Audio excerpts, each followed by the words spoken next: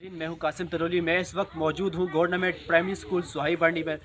नाजरीन, स्कूल की हालत देखकर मुझे अफसोस होता है अपने मुंतखब नुमाइंदों पर कि इस स्कूल में ना ही बुनियादी चीज़ों में से ना ही पानी है, ना बिजली, ना वाशरूम, हत्ता कि इसकी चार दीवारी भी नहीं है। और सबसे बड़े अफसोस की बात यह है कि यहाँ के जो बच्चे, तकरीबन 42 तादाद बच्चों की है, बच्चे अपने घर से आटे की जो तोड़े हैं वो दिलवा कर लाते हैं और उनके ऊपर बैठते हैं। ना ही फर्नीचर है, ना टार्ट्स वगैरह हैं।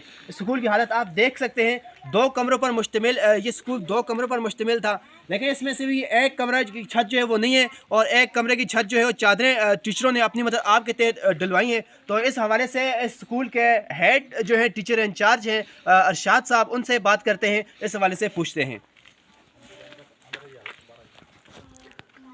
और ये स्कूल की आप हालत देख सकते हैं, बच्चों को भी देख सकते हैं कि नीचे बैठे हुए हैं और तोड़े जो है डलवा कर, और इस स्कूल के अंदर से भी आपको हालत दिखाते हैं। एक ये कमरा है और आप देख सकते हैं छत बिल्कुल नहीं है इस कमरे की, जिसकी छत टीचरों ने अपनी मदद आपके तहत चादरें वगैरह डलवाई हैं, लेकिन ये भी देख लें आप कि यहाँ पे बैठने के काबिल बिल्कुल भी नहीं है। तो इस हवाले से हेड टीचर जो इंचार्ज है स्कूल के, अरशाद साहब, इनसे बात करते हैं जी। अस्सलाम वालेकुम। वालेकुम सलाम।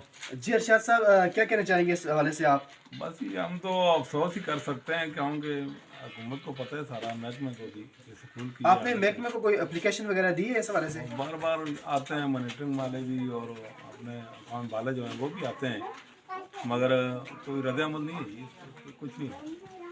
नाज़रीन, देख सकते हैं जिस चेयर पे टीचर बैठे हैं वो चेयर भी कोई ऐसी अच्छी नहीं है, वो भी एक टूटी फूटी चेयर है, लेकिन उन्होंने गुजारा करके उस पर बैठे हुए। तो इस हवाले से इनसे पूछते हैं कि इन्होंने अपने इदारा जो है एजुकेशन का, उसमें भी एप्लीकेशन वगैरह भी दी हैं, मगर कोई अमल दरामद नहीं हुआ।